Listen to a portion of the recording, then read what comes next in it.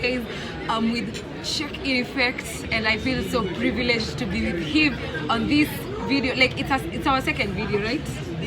Actually, it's our third. Oh, our third video. Oh my god, I think I'm just blessed. You know, it's very rare to be like to get a chance or something of the sort. It's so rare. I mean, yeah, it's so rare. Like I feel like thank you so much for the opportunity to do videos with you. Like I feel like it's a dream come thank true. Thank you. You know, it's a dream come true for me. Guys, on today's episode, have I even introduced you on my channel? I think you did. I'm not on this video, no, but just to let you guys know, I'm a world traveler. I've been to over 23 countries, world traveler. I have a travel channel bringing our perspective of Black American or someone from the US traveling in different countries. And right now, I am on a Africa only run. So far we went from Morocco down to Ghana, then Nigeria, then South Africa, then Kenya, then Ethiopia, then Egypt, and Tanzania. Okay, so guys, as you've heard, he is a traveler, world traveler, and today we are going to like talk about, mostly we're going to discuss about the challenges and how you like handle those challenges, your ability to handle, and maybe will help other travelers like us upcoming, okay, like to go the way to go about it. Okay. By the way, guys, liked the previous interview that we did on your impressions about Kenya and Africa at large. And today, guys, we are here with another amazing. This is basically going to be like an interview, and I have my questions over here, a bunch of them. Yeah. Bunch of questions. Oh, you ready for the questions? A bunch of them? Bunch of them. So we are going just to talk about the ability to handle challenges and adapt to different cultures, environments, as an international traveler. Okay. How I adapt is I try to, wherever I go, I don't act like I'm better than the people, and I try to adapt with the culture, meaning that whatever they're doing, I learn and see what they're doing, and I try to adapt and do the same thing that they're doing. Even my dress code, sometimes, even though like certain places I could dress like myself, but sometimes I downgrade the way I dress just because I'm adapting to the culture, and also maybe vlogging and I don't want to dress a certain way. So it can be challenging, but I just study them and see what they do, and I try to be a chameleon. And yeah. Okay, so before we go too far, because you've already started telling us how you adapt with things, I want to know, how was your experience applying for Kenyan visa? What was your experience like? Did you like face any challenge? No, I got the visa.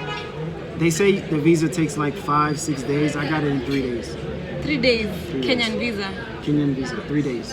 But I think our president has said from next year it's gonna be free. It's gonna be visa free to come to Kenya. So you guys, so there's no reason not to come now. Start packing your bags and visit our country. Yeah, the visa is not even that much, but still, at least now there's no excuse.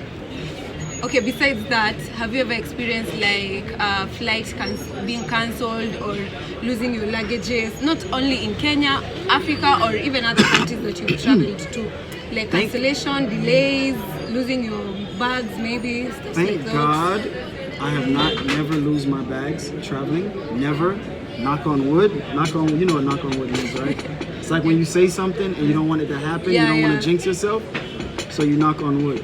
So knock on wood, as you say, God forbid. Yeah, because we could say it, and next thing you know, I go to TZ or somewhere and it happens. That's why I don't want to say nothing. But I went to Ethiopia on a cancellation. I flew into Ethiopia. Flight was canceled. Ethiopia Airlines got me a hotel.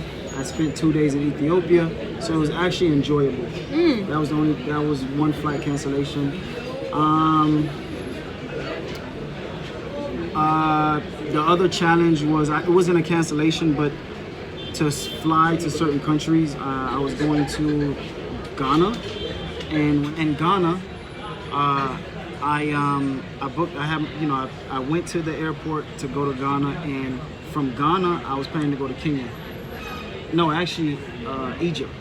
So when some countries, when you book a flight, you have to have a return flight leaving that country.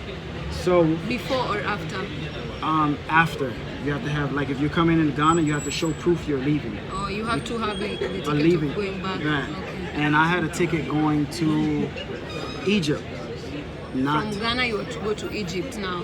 yeah. Okay. From Ghana, I was going to Egypt, and I almost missed the flight because they said that I had to have a flight going back home or a flight going to Egypt in the same booking, meaning that I booked a flight to Ghana. I was supposed to have the same airline booking to go to Egypt. So they literally had me at the airport for like 40 minutes contacting. They was contacting Egypt to find out, is it okay to do it? So, and I got lucky. Ghana said, yeah, it's okay. But Egypt. Yeah, Egypt said, yeah, it's okay. But I almost missed the flight because of that. So what happens if maybe you miss a flight? Do they No, pay for Ghana you? said it was okay. But for instance, if someone like has like a situation like that one, No, then they you don't miss, pay for you. They don't pay. Nah, you they have to pay another ticket for yourself. Yeah. Damn. But I got lucky. The reason why I got lucky because I came to the airport early. I was at the airport 2.5 hours early. So even though it took 40 minutes, I still was able to make my flight. I was leaving the United States going to Ghana, and I have a flight from Ghana to Egypt. And Ghana said they need a return flight. I said, a leaving flight. Ghana said, yeah, I have a leaving flight. I'm going to Egypt. It has to be in the same booking. That's so stupid. But yeah, that was one of the challenges. But at least it never went that bad. I think they're just not educated. They didn't know. Educated in knowing that. That's what it was. Okay. So our next question will be, or can you describe a time when you encountered a significant cultural misunderstanding during your international travel? Yes. All Can you right. tell us about? I will tell you about it. Yes. I did a video with a girl in South Africa.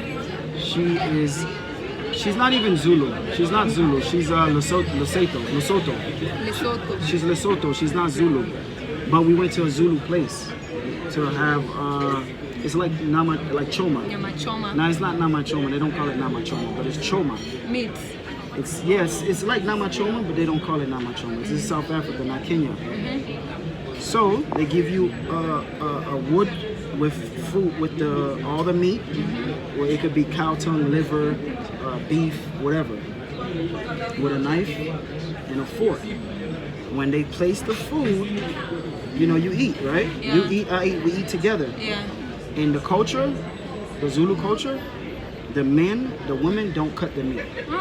The men cut the meat. So when they put the food down, I got my knife, I'm cutting, I'm eating, and then the guys that was around me, they're Zulu. So they got mad and they grabbed my food and they was like, I don't understand Zulu. I don't speak Zulu. So they was like, and in Zulu sometimes when they talk, they go. So all I heard was no. So I'm looking at the girl like, why does dude grab my food? Like, what's up with that? And then she was just looking, and the guy was like, no. And then I found out that when you go the Zulu culture, you take a girl out, you cut the meat for her, and then she eats it. Because they say that she cooks at home, she's cutting meat. That's her time for freedom. So the man is supposed to cut the meat, all of it, and then she eats. So the guy cursed me out, took my food, and I didn't know what was going on. And all of them was looking at me weird, and that was a culture shock for me. How did that make you feel? I was a little upset because the dude grabbed my plate. That was number one, and I don't know you. You don't just grab my culture where I'm from, that's a fight. You grab my food that I paid for. You know what I'm saying? So the girl explained it to me, and she told me that. I think she should have explained that before. she should have done, but she's not Zulu either. Oh. She's from Lesotho. But she knows the Zulu culture, and this place where we was at, everybody was, mostly 80% of people were Zulu. Oh, I'm very sorry for that. So, our next question is, have you ever faced difficulties or discomforts adapting to a foreign culture while traveling? Like adapting to the people? Oh, yeah. Yeah, I mean, I have, but I know how to. I'm a chameleon, so you know, I know how to adapt. Obviously, the dress code when I was in Morocco, it's a Muslim country, so even though you have a lot of Muslims in Kenya, especially Mombasa, is different. You have more freedom. Like I could go to Mombasa, I could drink beer, even though it's a lot of Muslims. But in places like Morocco, you're not. You can drink, but you can't do it out in the open like this. Like if we drink beer, we gotta go in the corner. So me not knowing that, I'm drinking. So I had to learn that, okay, you can't just be drinking out in the open. You have to do it, you know, just little small things, dress code, you know, things like that, you know, so, but it's nothing serious, nothing serious. I see. On to our next question. Next question. Share an experience. Can you share Yes, I an can experience where you encountered like food-related issues during your international travels? Food-related issues. Yeah. I was in Nigeria, and I did a video in a place called Makoko. It's a village on water. Yeah. Everything they do goes in the water. Trash, everything goes in the water. So it's not like clean water, No. it's dirty water. It's dirty water. Dirty. Very dirty. Very dirty. And everything goes in the water, right? Now, I went there, I did a video, they had some food. And they said this is one of their cultural foods. They gave it to me. Like street food. Yeah, well, yeah, like a street food. And I ate it.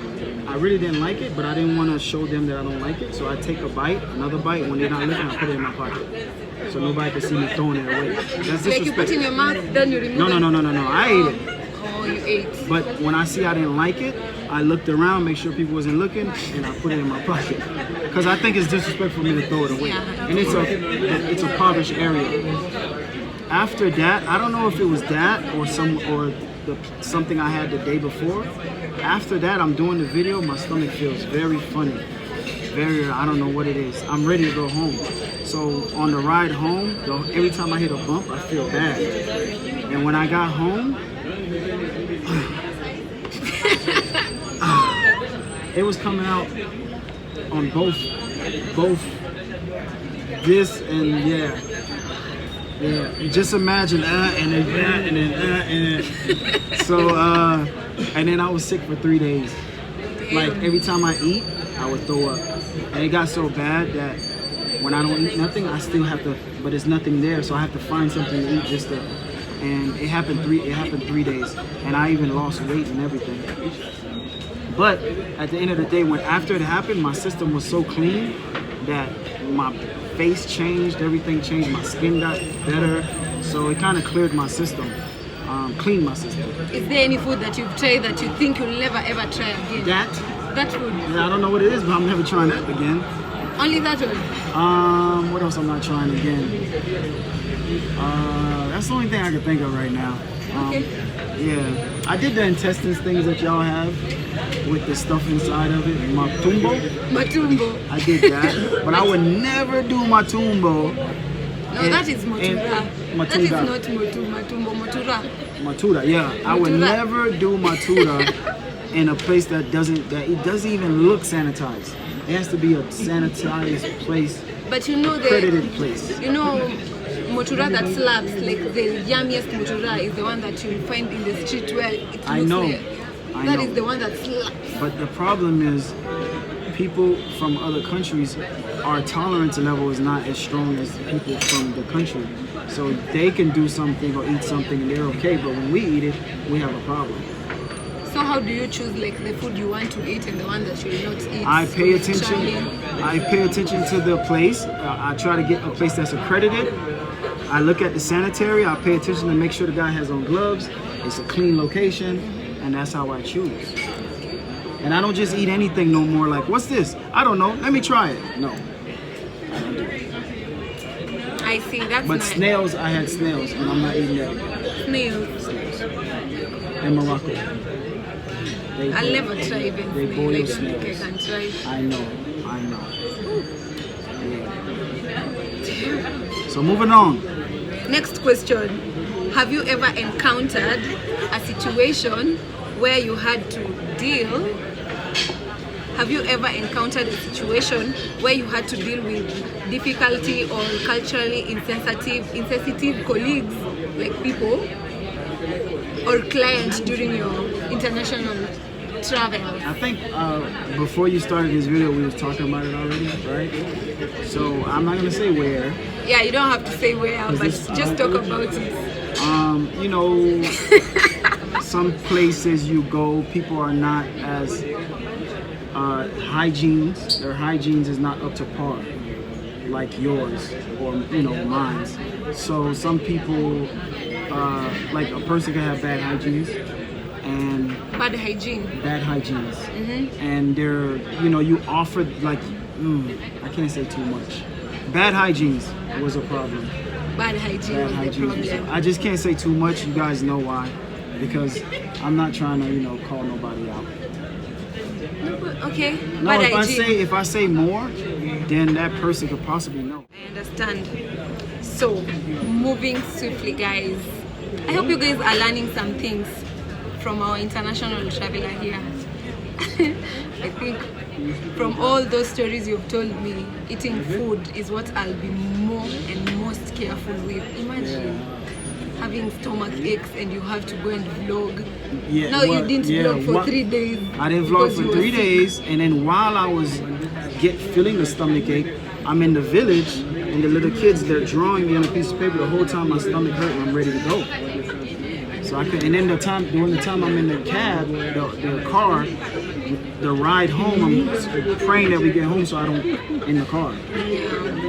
Anyway, our next question is, can you share an example of a time when you had homesick, or have you ever had homesick while doing your travels or something? No, I got homesick plenty of times. Many times? Yeah, though I love traveling and traveling is therapeutic, I get homesick after I would say if I'm gone for 2 months, 3 months, I get homesick. Anything between 8 weeks to 12 weeks, I would start getting homesick. Okay, at most you can stay out away from home 3 months. After 3 months, I feel like I just East or West home is best. Well, not just that. No, it is not even about that. It's just what we're accustomed to, the things that we have. All the stuff that I brought is running out. So now it's just weird. It's different.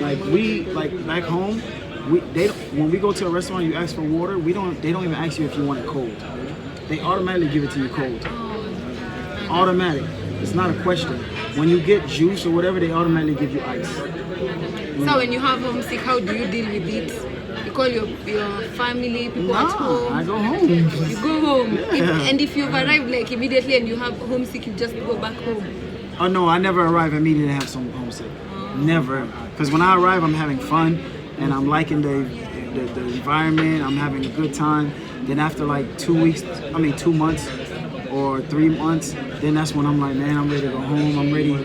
It's like the little small things that we have, you start noticing that you don't have. So it's like I'm just ready to go home. But when I get home and I'm home for a month or 3 weeks, I'm ready to go out here. So I'm homesick. As soon as I'm home for 3 weeks to a month, I'm ready to go.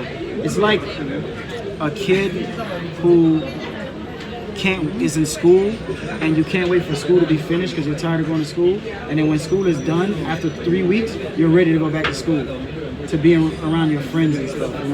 It's like that. Not school. Huh? Not school. Don't compare it with school. Well, people who from where I'm from, they know that's true. We can't wait till school is over with, but when it's over with, you want to go back to school because you want your friends, girls, you want to show off your new clothes. So, But for us here, I don't think people like school, but I understand what you're trying to say. So on our next question, guys, let me know in the comment section, do you have any question that you want me to ask him before he leaves? Any challenge that you've experienced? You like going to the village? Not every time. But when you go to the village after 3-4 days, you ready to go back home? Yeah.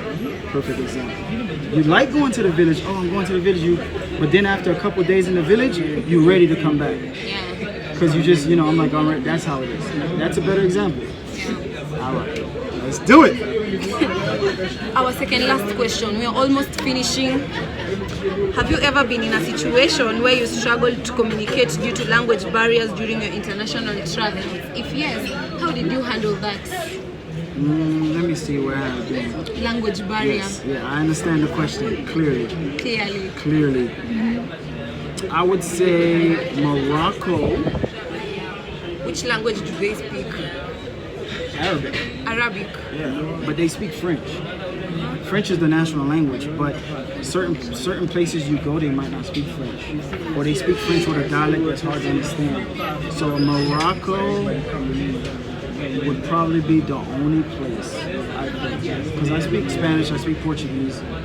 Every country I went to, I knew the language. In Nigeria, they speak English, here English. So I would say Morocco is probably, Morocco. Okay. That's probably the only place. And that's not even the center hub. That's like when you're away from the outskirts.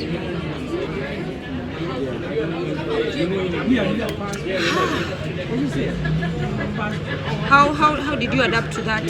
By the way, do you know how many languages do you know how to speak? Like, how many languages can you speak and have a conversation fluently? Fluently, I can have a conversation in Spanish. Only Spanish? No, it's fluently. Like I can speak Spanish all day. Half fluent would be Portuguese. Portuguese, Spanish. Yeah, Portuguese I could talk, but it'll be like sometimes I might forget a word or two. French is one of the most weirdest languages for me, because not language, but for me it's weird. I understand French, but it's hard for me to respond. So if a person's speaking to me in French, I can understand. But when it's time for me to respond, I can't respond fully. So, and believe it or not, I understand French more than Portuguese. Oh. But I can speak Portuguese more than French. It's so weird. So guys, we've come to an end, but before that, there is something that I want to ask you. I don't know if you feel, but I heard you talking about it in some interviews. Yeah, I heard you talking about you getting a lot of negative comments from Africa. Will you maybe tell us why?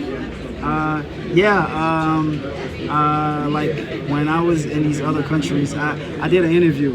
So when I was in these other countries, and the interview actually went viral, by the way. It went viral. A lot of big time people was posting it.